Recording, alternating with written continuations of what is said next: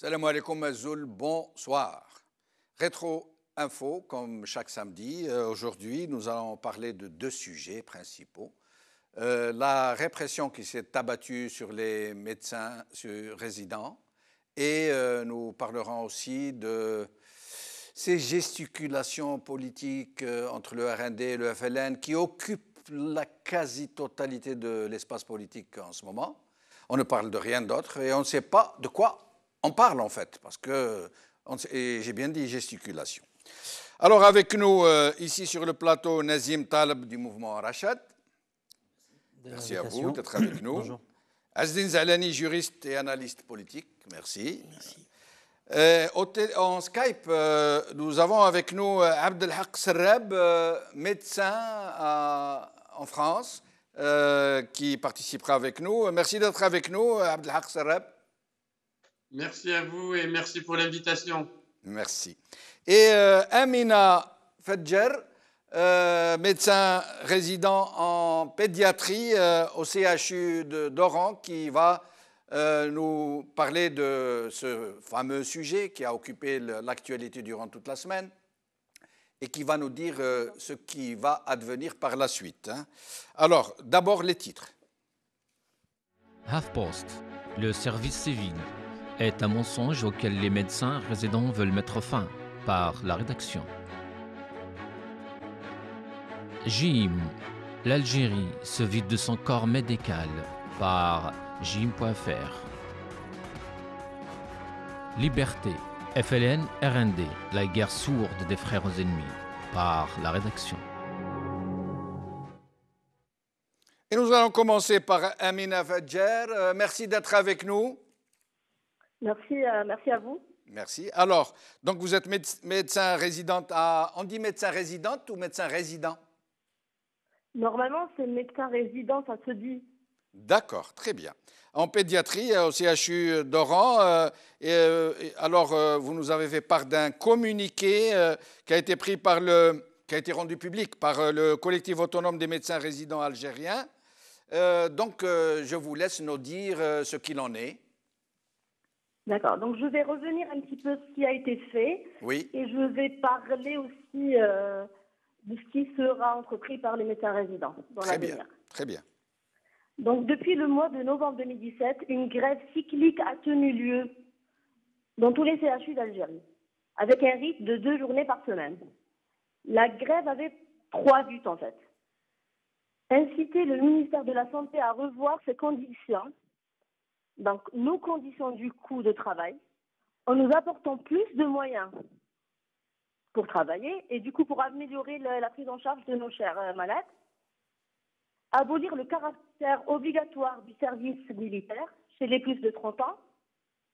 Je rappelle que tous les plus de 30 ans en Algérie bénéficient de la grâce présidentielle, tous sauf les médecins, et améliorer les conditions du service civil, tout en révisant son caractère obligatoire.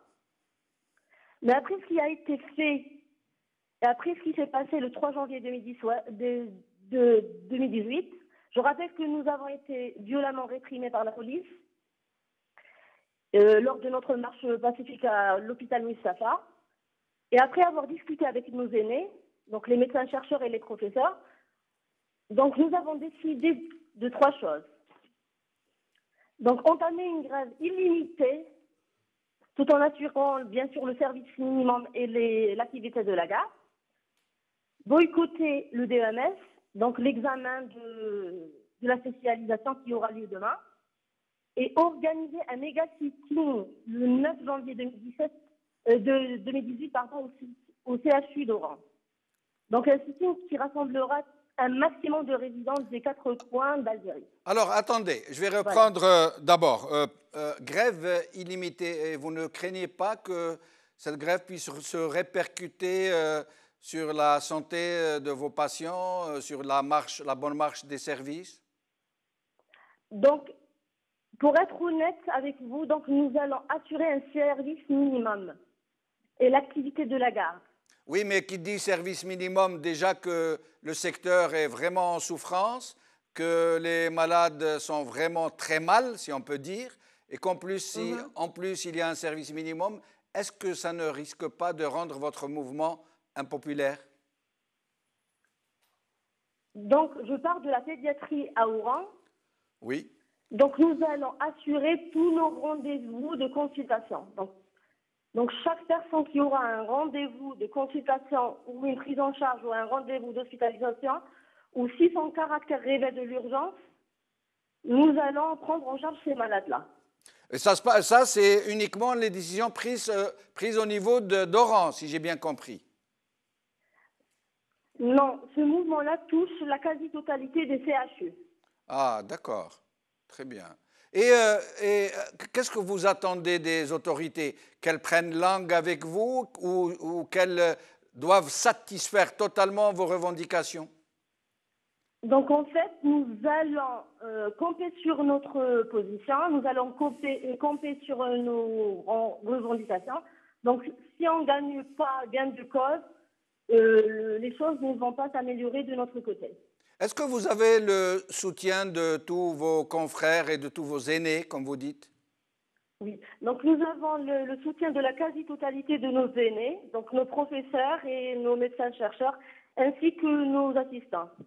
Est-ce que vous pensez que votre mouvement, qui semble prendre une vraie ampleur, pourrait demain devenir un événement incontournable pour le pouvoir algérien? Est-ce que vous pensez que cela pourrait éventuellement dégénérer? Est-ce que vous pensez que cela pourrait aller vers un règlement rapide? Quelles sont vos appréciations, vos perspectives? Donc les choses, nous n'avons rien inventé. Donc les choses ont été débutées bien avant nous, donc en 2011 plus précisément. Donc nous continuons ce combat et nous n'allons pas nous arrêter là. Si nous n'obtiendrons pas gain de cause. Merci beaucoup, Amina Fedjer. Merci d'avoir apporté donc ces précisions et ce témoignage. J'espère vous retrouver bientôt pour nous dire comment les choses auront évolué. Merci beaucoup. Avec nous, le docteur Abdelhak Serrab, médecin. Merci donc, Abdelhak Serrab. Alors, Abdelhak Serrab, vous êtes en France, vous êtes à Clermont-Ferrand, où vous exercez votre art, mais cela, je présume, ne vous empêche pas de suivre ce qui se passe dans votre corporation en Algérie. Alors, qu'est-ce que vous pourriez nous dire sur ce qui s'est passé? Bien sûr.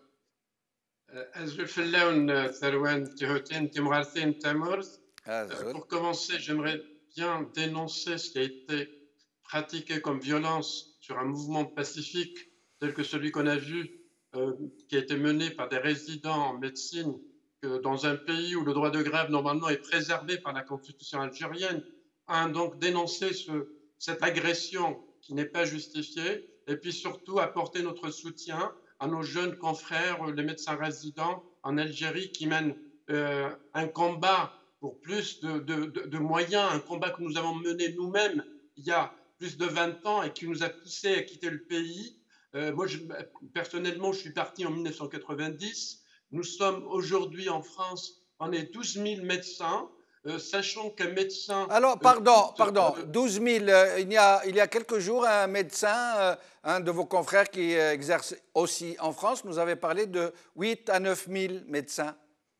Non, il y en a beaucoup plus. Tous les ans, il y a des centaines de médecins algériens qui quittent l'Algérie pour aller un peu partout dans le monde. Moi, j'ai des collègues qui exercent aussi bien aux États-Unis, en Belgique, en France et même en Allemagne. En France et uniquement en France, il y a un chiffre qui n'est pas loin de 12 000, sachant qu'un médecin formé coûte à l'État algérien $1 million. Si vous multipliez $1 million par 12 000 uniquement pour le nombre de médecins qui ont quitté l'Algérie pour aller en France, vous allez vous retrouver avec 12 milliards de dollars. L'Algérie a offert à un pays industrialisé comme la France une somme de 12 milliards de dollars. Ils ont cueilli le fruit mûr, tout prêt à servir. Mais, voilà, mais dites-moi... On est le seul pays en voie de développement qui exporte la crème des crèmes, qui exporte des cadres formés et qui coûtent à l'État algérien $1 million par personne. On leur a offert ce qu'on ne leur a pas donné bien avant 62. On leur donne 12 milliards de dollars uniquement en matière de cadres en médecine. Alors, dites-moi, qu'est-ce qui fait partir les médecins et les autres cadres aussi. Certains parlent d'un chiffre astronomique que je n'ose même pas citer, puisqu'il n'y a pas de véritable statistique, mais c'est un chiffre qui s'élève en dizaines, plusieurs dizaines de milliers de cadres, en plus des médecins, qui auraient quitté leur pays. Qu'est-ce qui pousse ces cadres supérieurs qui ont tant coûté au peuple algérien à quitter leur pays? Ma collègue, le docteur Amina Fajer, vient de vous citer quelques exemples de conditions de travail. Est-ce que vous savez qu'au CHU, que ce soit à Oran, à Alger ou à Constantine, au CHU, on fait des gardes, on a une chambre où il n'y a même pas de porte. La chambre de garde n'a pas de porte. Et si elle a une porte, elle n'a pas de clé. Et est-ce que vous savez qu'au CHU, il n'y a pas de toilette propre pour les médecins qui assurent la garde? Est-ce que vous savez qu'au CHU, par exemple, qui est une structure de référence pour la région, est-ce que vous savez qu'il n'y a pas un scanner, par exemple, pour faire un scanner à un patient? Vous recevez un malade, vous l'étiquetez, vous lui donnez un diagnostic. Normalement, vous énumérez des hypothèses diagnostiques, mais une fois que le bilan est fait, vous retenez un diagnostic. Mais vous avez besoin d'un laboratoire, vous avez besoin d'un scanner, vous avez besoin d'une radiographie ou d'une échographie. Tous les jours que le bon Dieu fait, les scanners des différents CHU sont à 80% en panne. Mais en plus de cette situation... En plus de cet environnement que vous décrivez, dans lequel travaillent les médecins algériens, un environnement très difficile, et qu'en est-il comment dirais-je, du salaire des médecins, de leur statut, de ce qui aurait dû être leur privilège? Vous savez, un médecin en France, par exemple, puisque je vis en France, il touche entre 5 000 et 7 000 euros. Alors qu'en Algérie, par exemple, un médecin fait une garde, il commence à 16h30, à 16h30 pour faire une garde qui va jusqu'à 8h du matin, il fait à peu près 16 heures, il touche entre 2 000 et 3 000 dinars par garde. Or, un plombier algérien, si vous l'appelez pour une petite bricole chez vous, vous lui donnez beaucoup plus que 3 000 dinars.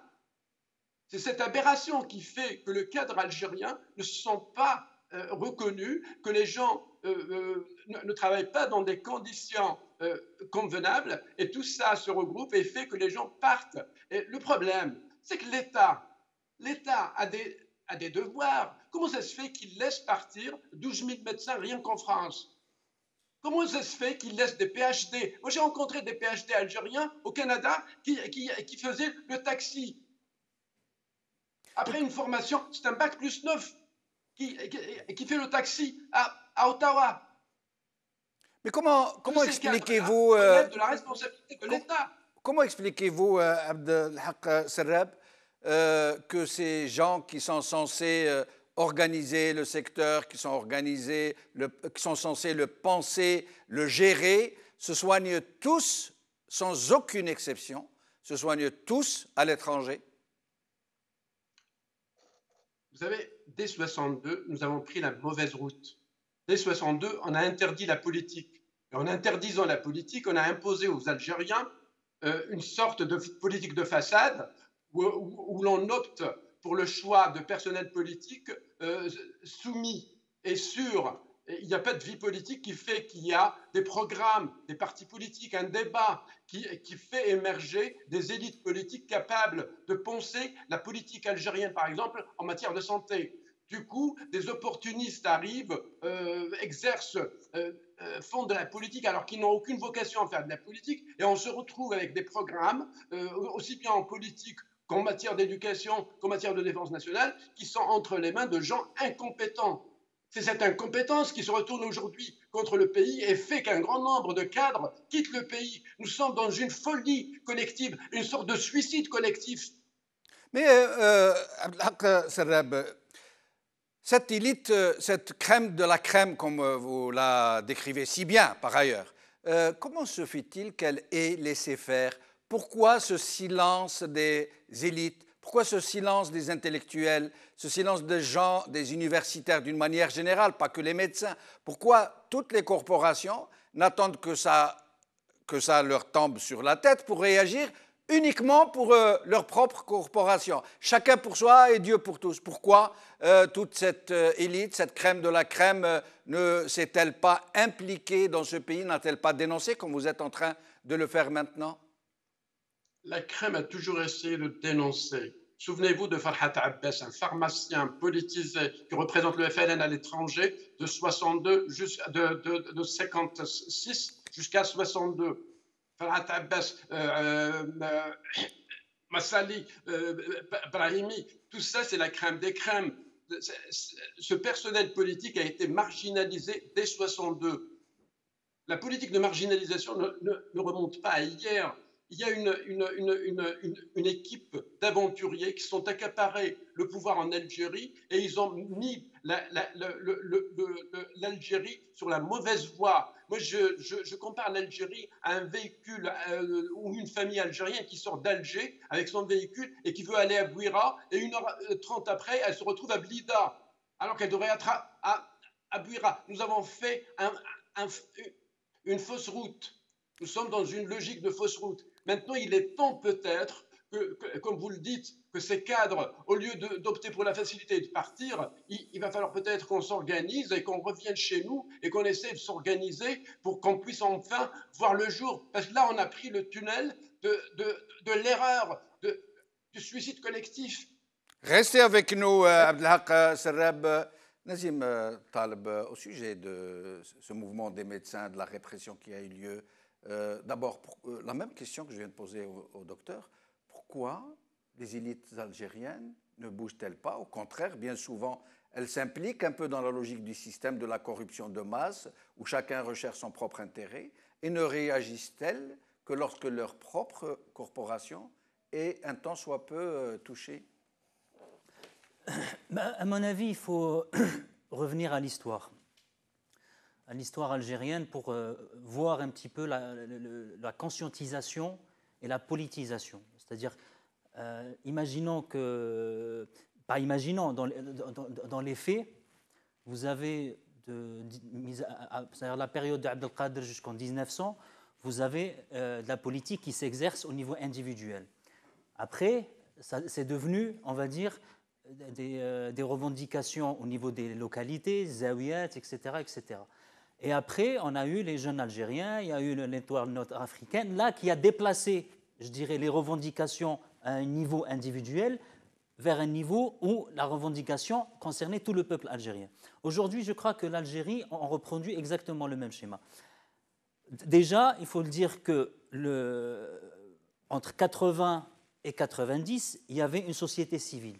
Il y avait une certaine solidarité entre les corporations.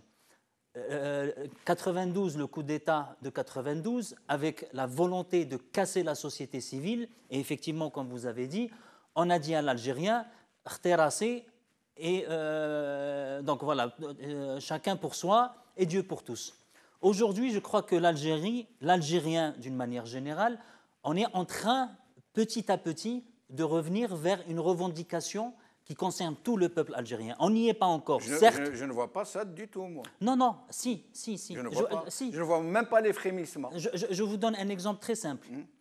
Avant les révolutions arabes, avant 2011, vous prenez une page Facebook lambda, vous voyez que le foot. Aujourd'hui, les jeunes parlent du foot, certes, mais ils parlent de plus en plus de politique. Dans les réseaux sociaux? Non, même dans les rues. Aujourd'hui, dans les cafés, vous avez... Avant, on ne parlait jamais de politique. On ne parlait jamais de la mainmise de l'armée.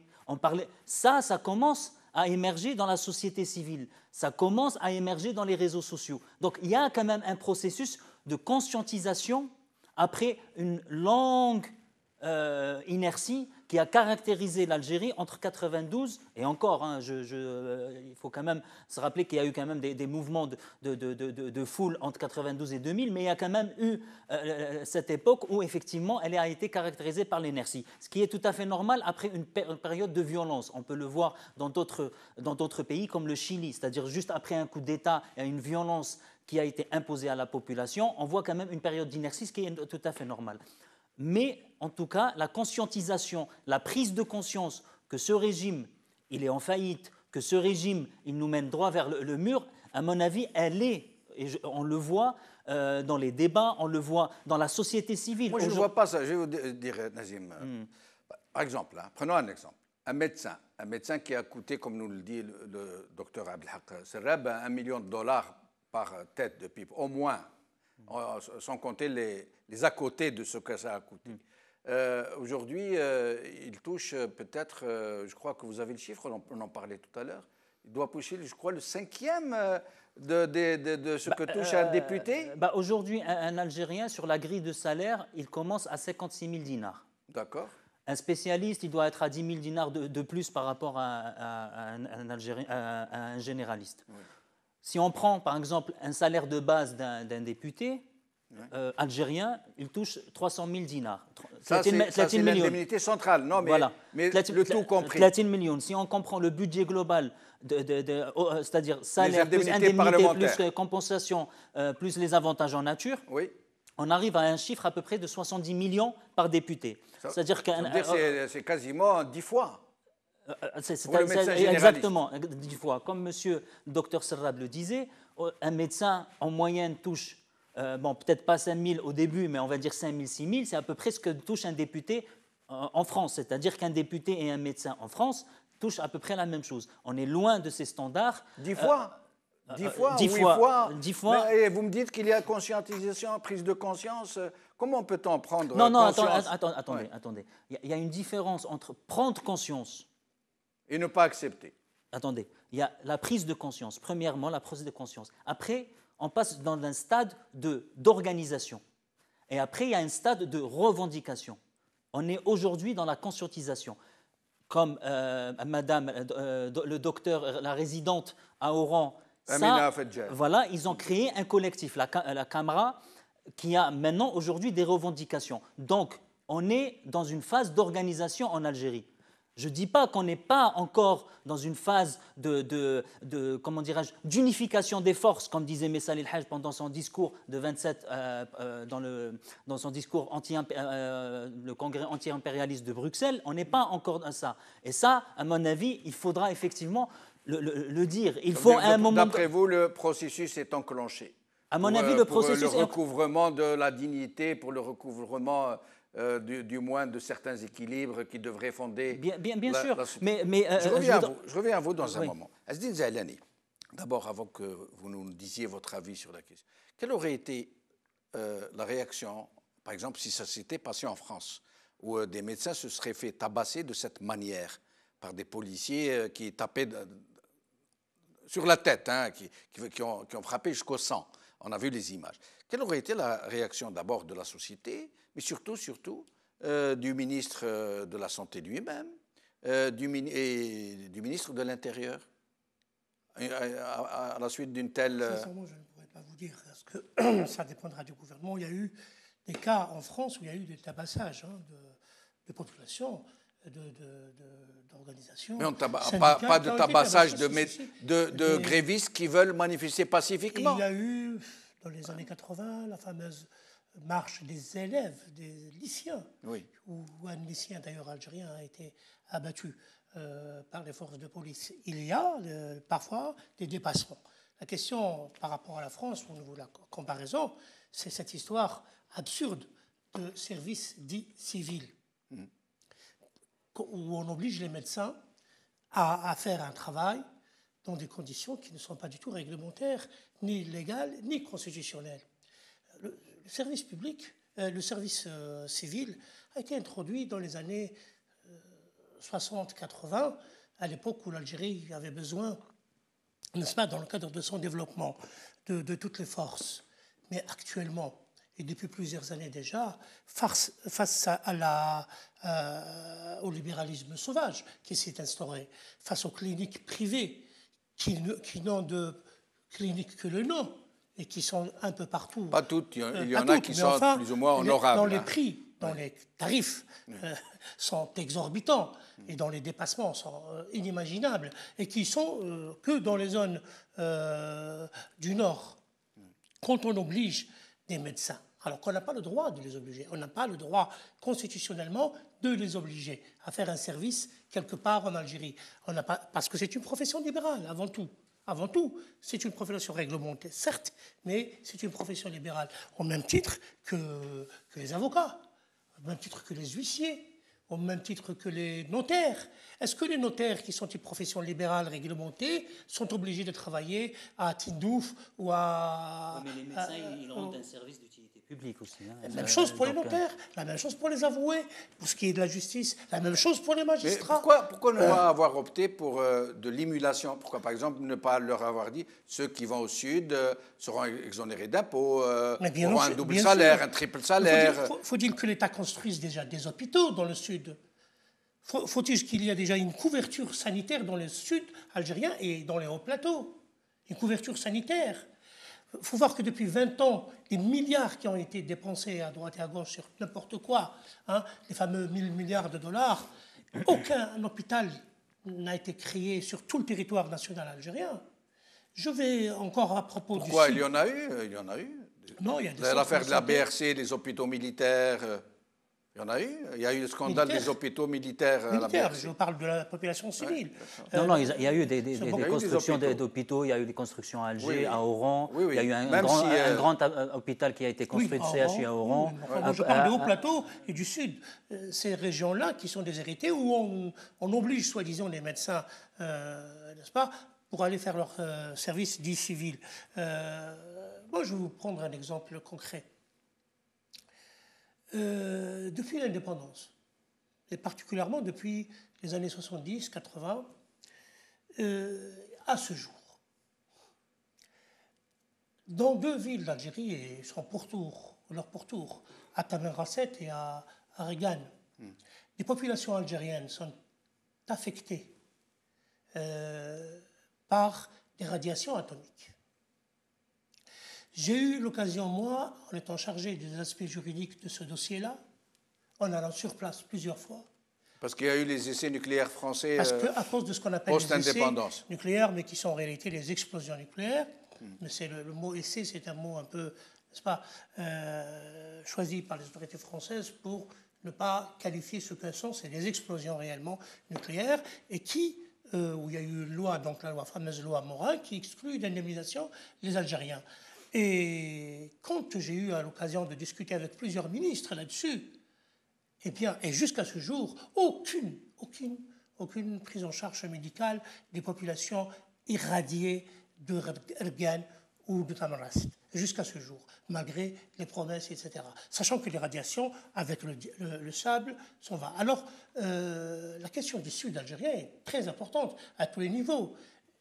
Il faut bien se poser la question sur si peut-être dans les années 60-70, il n'y avait pas suffisamment dans le Nord de prise en charge de ceci ou de cela. Actuellement, après tout ce temps-là, est-ce que le Sud n'aurait pas besoin de faculté de médecine, n'aurait pas de faculté après 1000 milliards. Voilà, de faculté de médecine à Tindouf, à Tamerasset, à Rardaya, à Ouadgla, pour former des médecins algériens du Sud. Ou est-ce que les jeunes étudiants du Sud ne sont pas capables de devenir médecins, comme ils ne sont pas capables d'être ingénieurs, etc. C'est cette question-là qu'il faut poser, à mon avis. Alors, nous allons passer au sujet suivant, si vous avez quelque chose à rajouter sur la condition des médecins. Non, mais moi, au-delà de cet aspect, je voudrais juste peut-être brosser un portrait de la santé et des difficultés que les médecins vivent en Algérie. Donc, mais très vite, parce qu'on doit passer au second. Oui. Donc là, par exemple, je vois que sur l'OMS, ils disent que le nombre de lits par 1000 habitants en Algérie est de 1,7 lits. Pour 1000 habitants. Et si je prends Cuba, qui est quand même largement moins de moyens que l'Algérie, on est à 5,3 lits pour 1000 habitants. 4 fois plus. Et pour les médecins, un médecin par 1000 habitants, en Algérie, on a 1,21 médecins par 1000 habitants. Et Cuba, si je prends toujours le cas de Cuba, on est à 6,72. Pareil, par ailleurs, pour juste un petit peu donner la souffrance des médecins algériens, j'ai parlé avec certains amis algériens médecins là-bas, les conditions sont complètement catastrophiques. Par exemple, j'ai un ami médecin à Oran qui me dit qu'il doit lui-même ramener des piles, par exemple pour l'autoscope, ou même pour peser un bébé. C'est-à-dire qu'ils ne fournissent pas les piles. Vous avez un centre comme par exemple à Chetouane, ils n'ont même pas l'eau. Ils n'ont même pas l'eau. Il n'y a pas d'eau. Ils n'ont même pas d'eau.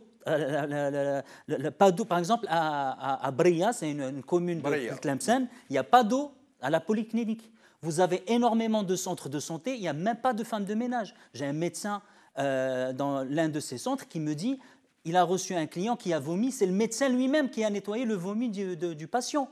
Donc, c'est-à-dire il faut imaginer quand même la souffrance de ces médecins. Vous avez des gardes, monsieur disait de 2000 à 2500, moi on m'a parlé de 3500 dinars en garde. Ça a dû augmenter depuis. Ces gardes de janvier 2016 ont été payés en janvier 2017. Pardon, de 2017 ont été payés en janvier 2018. Une année plus tard. Une année après. Donc c'est quand même des conditions inhumaines pour des médecins, sans parler bien sûr de la sécurité. Vous avez des médecins qui se font agresser parce qu'il n'y a pas des agents de sécurité pour les protéger, notamment par exemple les toxicomanes, etc., etc. Donc ils vivent quand même des conditions infernales. C'est dire que, et là vous ne citez que quelques cas, mais nous savons tous que c'est autrement plus compliqué, plus pénible que... Oui, mais c'est plus pénible, et comme il disait monsieur, ça on est encore dans le nord, c'est-à-dire oui, plus ou moins ils sont choyés. Dans le sud, dans les régions enclavées, c'est pire que tout. C'est pire, c'est pire. Alors, le sujet est vraiment passionnant. J'aurais voulu qu'on en parle beaucoup plus, mais nous devons passer donc au sujet suivant. Nous sommes donc au début de l'année 2018, et c'est de sombres... Je ne veux pas jouer au Cassandre, je ne veux pas jouer à celui qui prévoit que les malheurs, mais il faut vraiment être aveugle, sourd, autiste, pour ne pas comprendre que ça va se précipiter, que le malaise social va dégénérer en orage social. Si ce régime ne fait pas ce qu'il faut pour laisser émerger de véritables forces qui pourraient représenter réellement les aspirations et les besoins et les revendications légitimes de cette société, ça risque de tourner très mal. Et après, on parlera de main étrangère, on parlera d'ennemis intérieurs. Or, qu'est-ce qu'ils sont en train de faire au lieu d'essayer de trouver des solutions pour que nous n'ayons pas vers le pire? Ils sont en train de nous donner en spectacle deux formations qui sont très périphériques, quoi qu'ils en disent eux-mêmes. Eux se présentent comme les forces centrales de ce pays, le FLN et le RND. Nous n'assistons qu'à des petites escarmouches de rien du tout, entre Ould Abbas ou Yahya, et encore, Yahya au moins il ne parle pas beaucoup. À un moment où il aurait fallu vraiment faire... aller vers quelque chose de vraiment transitoire, pour ne pas tomber dans le... Et on est encore là à parler de 5e mandat, de parler de Cheikh Ibrahim, de parler de Yahya, de Ould Abbas. Et avant de commencer à discuter sur ça, j'aimerais vous montrer la dernière déclaration de Ould Abbas pour que vous ayez une idée de, comment dirais-je, des attitudes absolument hallucinantes de ces gens. Écoutez ce qu'il va dire. الرئيس الجديد 6 ديسمبر عطى درس وماكرون قبل. Voilà. Lorsque Macron est venu en Algérie, الرئيس بوتفليقة عطى له درس وماكرون قبل الدرس. Ça veut dire, qu'est-ce que c'est que ça?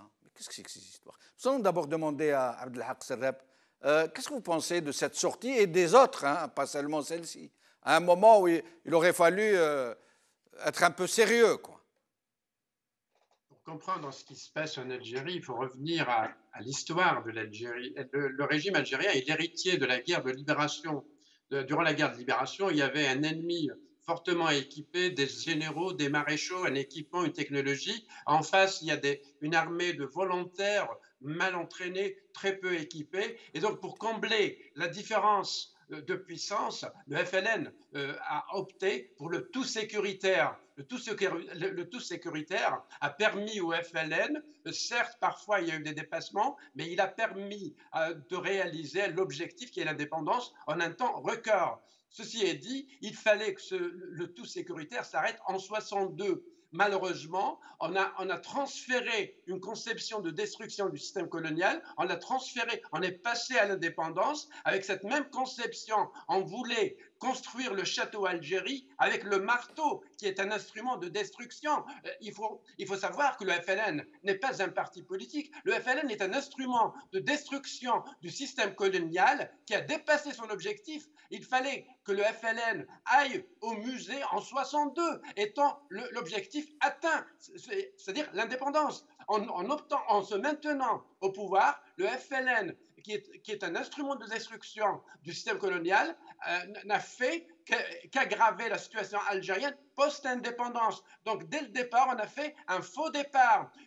Cette crise, elle est éminemment politique et il va falloir cesser de mentir aux Algériens. On leur dit le FLN et le RND. Or, on sait dès le départ qu'on a opté pour la violence, c'est-à-dire un système basé sur le tout sécuritaire, avec la violence comme mot d'ordre, un accès au pouvoir par la violence, un maintien au pouvoir par la violence, et une destitution qui se fait suite à des coups d'État, c'est-à-dire dans le cadre de la violence. Mais Abdelhak Serrab, est-ce que ce système, ce régime, ce pouvoir, on l'appelle comme on veut, n'est-il pas lui-même suicidaire? Est-ce que lui-même ne va pas à sa propre perte en refusant de voir autre chose que les perspectives 2019, les élections présidentielles, garder le pouvoir, essayer de tout faire en sorte pour que les populations, comme ils disent, ne bougent pas? Est-ce que ce régime n'est pas lui-même suicidaire que de ne pas vouloir aller vers une vraie transition?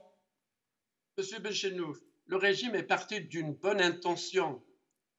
Quand Abben et Ben Mhidi ont organisé le congrès de la Soumam en 1956, ils voulaient tracer les routes principales de la révolution algérienne et du futur État algérien, c'est-à-dire la séparation des pouvoirs, c'est-à-dire la primauté du politique sur le militaire, la primauté de l'intérieur sur l'extérieur. Le pouvoir a réagi tout de suite. Il considérait ça, le fait que Abben et Ben Mhidi invitaient les Algériens à la pratique de la politique, certains nationalistes rigoureux en considéraient ça comme une source de fitna, c'est-à-dire on risque de s'entretuer si on fait de la politique. Donc, à la base, c'est une bonne intention, mais elle était valable malgré les dépassements avant 62. Mais après 62, il fallait arrêter la conception sécuritaire et passer à la reconnaissance du différent politique. C'est en reconnaissant le différent politique qu'on puisse ouvrir le champ et laisser les Algériens s'exprimer. Restez avec nous. À la population algérienne des programmes différents et permettre aux Algériens d'opter pour tel ou tel programme. On a tué la vie politique en Algérie en 62 et on a fait du corps Algérie un corps mort-né en 62. Restez avec nous, Abdelhak Serrab. Restez avec nous. Mort-né, Monsieur Benchenouf, oui. Nous sommes nés, nous avons assisté à un accouchement d'un bébé mort-né en 62 parce qu'on n'a pas voulu reconnaître le droit aux Algériens de faire de la politique. C'est en autorisant les Algériens à faire de la politique que ce pays va démarrer, mais pas avant. Restez avec nous. Aziz Zalani, j'entends bien ce que disait le docteur. C'est vrai qu'on nous a quasiment interdit de faire de la politique, de la vraie. Moi, je me rappelle du temps de Boumedienne, par exemple. Si vous disiez quoi que ce soit contre le régime, on vous embarquait, on vous frappait, on vous torturait, on vous emprisonnait. C'est-à-dire, même si vous dites quelque chose de vrai, par exemple, vous dites « ça, c'est une injustice », on vous embarque. Et aujourd'hui, ce n'est plus comme ça, mais c'est d'une autre manière. On ne vous permet pas d'accéder à l'expression politique, à la revendication contestataire qui puisse ne pas accepter que tel soit président, que telles élections se sont passées dans la fraude et dans le bourrage. Où est-ce qu'on va aller comme ça s'il n'y a pas de véritable expression politique et s'il n'y a pas de véritables interlocuteurs face à ce régime? Il faut sortir aussi, à mon avis, du confusionnisme, commencer à parler vrai. Oui. Parce que les non-dits sont aussi très nombreux. Parce que les partis pris des uns et des autres sont aussi là pour masquer des réalités et des vérités. Juste entre parenthèses, oui. Les personnes ou les personnalités, les novembristes, n'est-ce pas, qui étaient contre le congrès de la Soumam, ont été soit tués, comme Abbas El-Ghorour, soit en prison ou autre, comme Ben Bella et tout cela. Et les anti-congrès de la Soumam n'avaient rien à voir avec l'assassinat de Abban. C'était justement ceux qui ont fait avec lui, les 3B. Mais là, on va changer de sujet. Là, on va... Non, mais oui, mais on sort du sujet. Il ne faut pas quand même laisser des contre-vérités historiques. Ben Bella, s'il était... D'ailleurs, c'était Abban qui était contre Ben Bella, qui était un novembriste. Mais Ben Bella n'a rien à voir dans la mort d'Abban Ramdan. Ses collègues, à lui, ses crimes... Alors j'ai une question pour vous. Alors j'ai une question pour vous. Qu'est-ce qui fait que les Algériens, d'une manière générale, nous tous, nous soyons figés dans ce qui s'est passé pendant la Révolution. On ne parle que de ces événements, on ne parle que de ces... Alors qu'aujourd'hui, c'est pire que tout. Parce que c'est une continuité. Non, mais... Parce que c'est une continuité. Oui, mais nous ne pouvons pas nous référer Bouteflika, continuellement... Le président Bouteflika, actuellement, oui. Actuellement, le président Bouteflika, il était à Oujda. Oui, on le déjà sait, dans les années 50. Mais nous sommes en train de nous embourber dans le passé. Un jeune engagé, et qui reste depuis les années 50 équipé à l'indépendance, était encore un jeune ministre. Oui. Et il se retrouve 60 ans après, encore président de la République. Oui, ça veut mais dire moi, que je le vous passé. parle d'aujourd'hui. Mais aujourd'hui, on est prisonnier de notre passé. Passons maintenant. Revenons à la situation ou à ce que je voulais exprimer. La crise actuelle dont on parle, elle est née d'où? Quand notre ami a parlé de 92 et de l'arrêt du processus électoral, et que les deux forces ont décidé de partir, d'utiliser la force dans les deux cas. Mais qu'est-ce qui s'est produit maintenant, je veux dire très récemment avec Bouteflika? C'est l'Arabie Boulkhair, qui était, comme par hasard, ministre de l'Intérieur lors de ces fameuses élections. C'est l'Arabie Boulkhair, Khaled Nzar et compagnie qui ont ramené Bouteflika. Oui. Où sont-ils, ces gens-là? C'est aussi les services de sécurité qui ont ramené Bouteflika. Où sont-ils, ces gens-là? Maintenant qu'ils nous ont amené ce personnage, malgré qu'un moujahid comme Ali Kafi. Il nous reste 10 minutes et nous sommes en train de nous enliser dans le passé. Un baroudeur comme Ali Kafi, un ancien président de la République, a dit qu'il ne faudrait jamais permettre à ce monsieur de prendre n'importe quel poste quand on lui a suggéré. Mais il n'a aucun poste en ce moment. Il n'a pas de poste. C'est une façade. Tout le monde sait que ce n'est pas lui qui dirige. J'ai toujours dit, moi, sur votre chaîne comme ailleurs, que la politique qui est faite est une politique, non pas une fausse politique ou une mauvaise politique ou bien des erreurs économiques et sociales et autres, mais c'est une politique volontaire et volontariste pour détruire le pays. Sinon, on ne serait pas dans cette situation. Sinon, 1000 milliards de dollars ne seraient pas évaporés comme cela. Sinon, on ne serait pas gouverné par une personne qui est incapable, n'est-ce pas, Mais qu'est-ce qui risque de se produire maintenant que les choses sont en train de changer? Si on continue dans la politique suivie contre notre pays par l'étranger, déjà, et par les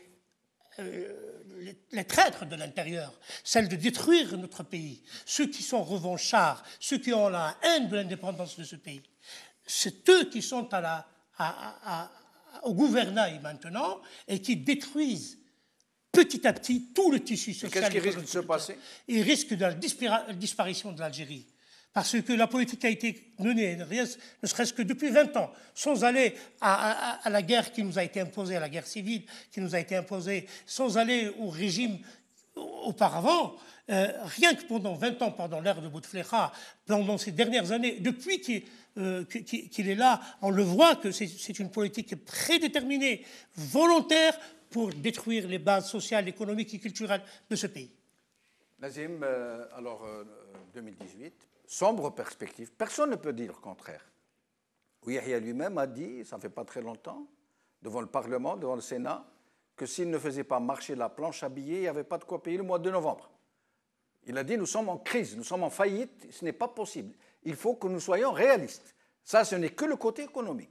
Le côté social, le côté politique, c'est une bombe à retardement. Tout le monde attend que ça explose, sauf qu'on ne sait pas où ça va exploser.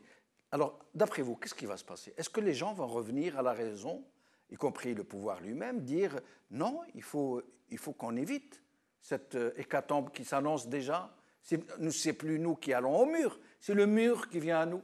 Qu'est-ce qui va se passer? Bon, il y a plusieurs points à votre question. Il y a 3 scénarios. Bon, il y a plusieurs scénarios, mais je vais quand même me contenter de 3 parce que vous n'avez que 10 minutes. Premièrement, soit il y a un éclatement de la situation et là, personne ne peut contrôler ce qui va se passer en Algérie. Alors, ça peut être 2018, 2019, 2020. En tout cas, on y va. La deuxième solution, c'est que le régime prenne conscience que les choses peuvent très rapidement dégénérer et enclencher une transition. ce qui a été le cas en 88. Soit on constitue une société civile, et là ça va me ramener au premier sujet, qui est solide, qui a des revendications sur lesquelles on s'accorde, nous, Algériens, c'est-à-dire au-delà de nos différences idéologiques, religieuses, etc., on s'accorde sur un socle commun de revendications. C'est-à-dire, premièrement, que ce régime doit partir, que les militaires reviennent dans les casernes, ils n'ont rien à faire dans la politique, de construire une constituante, qu'elle dure 18 mois, 24 mois, c'est aux Algériens qui vont constituer cette constituante de dire qu'est-ce qui va se passer. Et cette société civile, elle ne peut se construire si on est dans le corporatisme, si chacun rase les murs.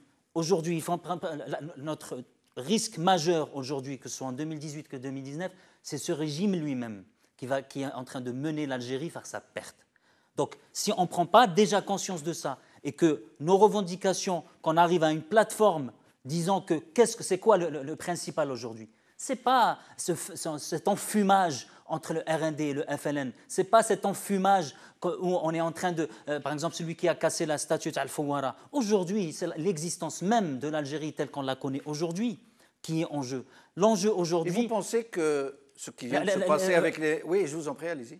Non, le point le plus important, c'est que je dirais, la plateforme sur laquelle on doit s'accorder, c'est demain déjà une Algérie plurielle. Une Algérie où il y a une liberté d'expression, une liberté de réunion, une liberté de faire de la politique. Le docteur, il disait, on a interdit aux Algériens de faire de la politique. Certes, effectivement, mais personne ne m'interdit quoi que ce soit. Je suis algérien, j'ai le droit de faire de la politique. Mais vous pensez que ce mouvement des médecins résidents pourrait représenter le déclenchement de quelque chose que les événements de 88... les élites, pas seulement les médecins, toutes les élites de ce pays pourraient devenir l'avant-garde d'une vaste contestation politique. Mais bien sûr, il faut que l'élite s'engage. Est-ce que c'est possible que ça se fasse? Bien sûr que ça bien sûr, mais il faut que chacun prenne ses responsabilités. La situation dans laquelle on est arrivé aujourd'hui, c'est avant tout une responsabilité collective.